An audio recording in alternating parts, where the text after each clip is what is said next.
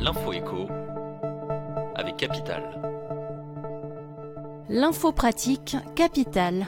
Contribuable, l'échéance arrive bientôt pour le paiement de votre impôt sur le revenu. Et oui, en dépit d'une année fiscale 2018 blanche, 2,8 millions de Français vont devoir s'acquitter à la mi-septembre du règlement de l'impôt sur les revenus dit exceptionnel perçu l'an passé. Comme le rappelle Capital.fr, ces revenus sont par exemple des primes ou d'autres gratifications reçues par un salarié. Si vous avez touché de telles sommes, vous avez jusqu'au 16 septembre pour payer en espèces ou par carte bancaire au centre des impôts jusqu'à un montant de 300 €. La date limite est prolongée jusqu'au 21 septembre minuit pour un règlement effectué sur le site impotgouv.fr ou sur l'application mobile. Le chiffre du jour, 64%. C'est le pourcentage de salariés de plus de 50 ans parmi les chômeurs de longue durée.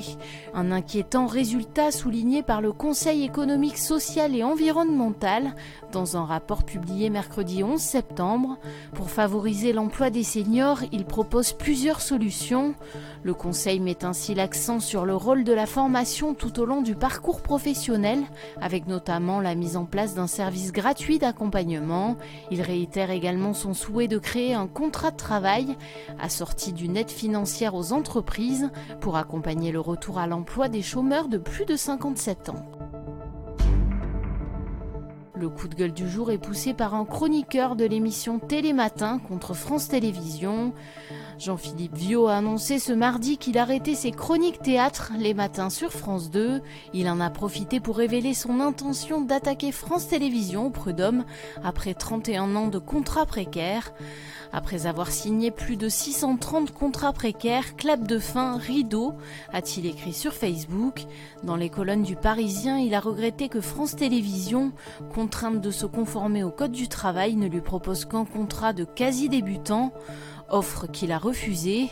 Après avoir reçu un courrier lui annonçant la fin de collaboration, il a décidé de demander réparation en saisissant les prud'hommes.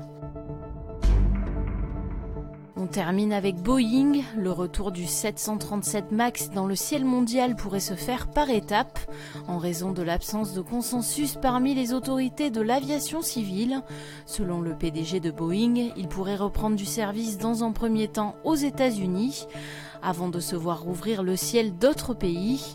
Lors d'une conférence à Laguna Beach, le grand patron de l'avionneur américain a également réaffirmé que le retour du 737 MAX était bien prévu pour le début du 4e trimestre. C'était l'info écho avec Capital.